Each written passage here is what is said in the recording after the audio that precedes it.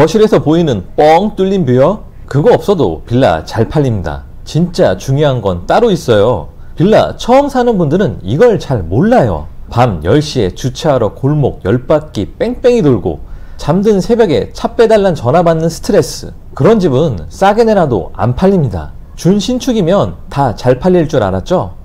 대출도 안 나오는 신축 많습니다.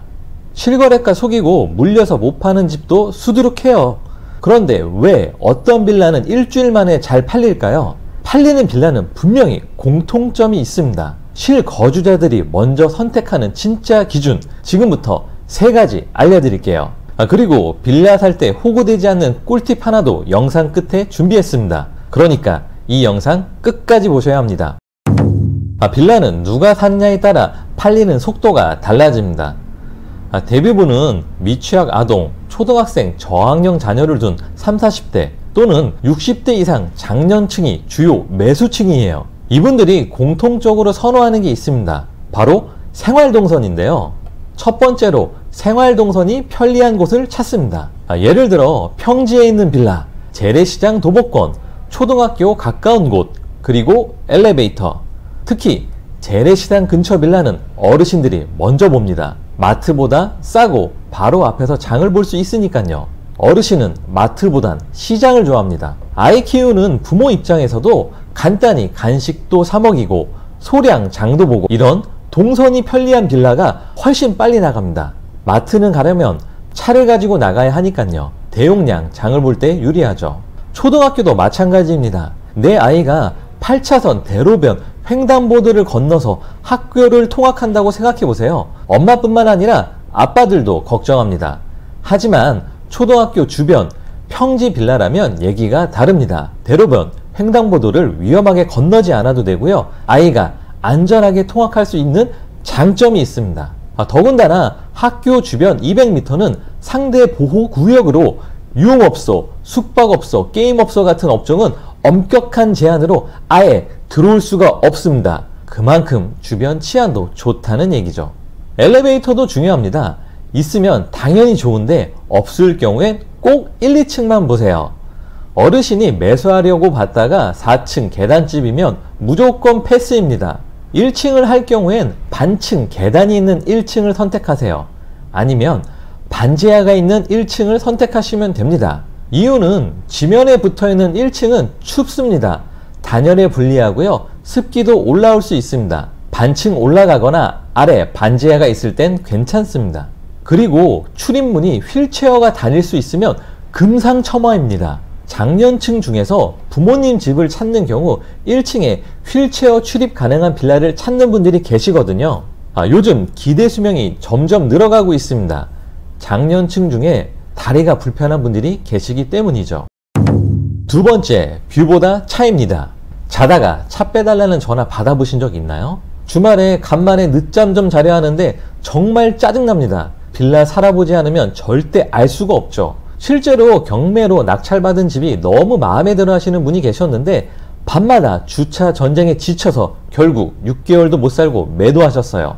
빌라는 주차가 정말 핵심입니다. 거실 뷰가 막혀 있어도요, 자주식 주차만 되면 금방 나갑니다. 실제로 제가 팔았던 집 중에 거실에서 남의 집 주방이 바로 보이는 집도 있었어요. 그런데도 주차가 편해서 2주 안에 바로 팔렸습니다. 세대당 주차 1대가 가능하다고요? 그게 중요한 게 아닙니다.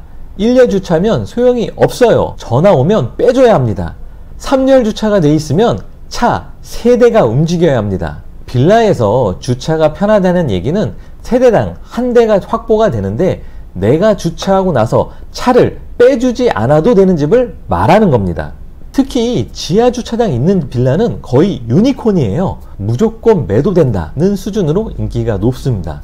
경매 검색할 때는 실사진 꼭 확인하시고 현장 가면 주차장 먼저 체크하세요. 1대 될 수 있는지, 우편함 세대수랑 주차 라인 대수 확인하시고 차 안 빼줘도 되는지, 자주식 주차인지 동선 체크하세요.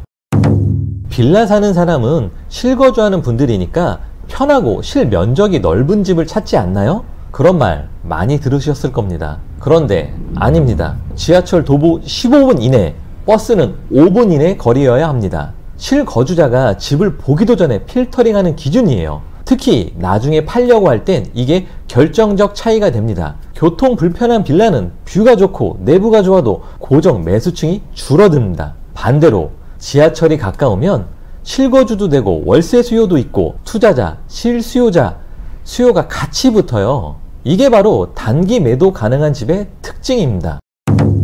지금까지 말씀드린 3가지 조건 2개 이상만 갖춰도 일주일 안에 팔리는 경우 많습니다.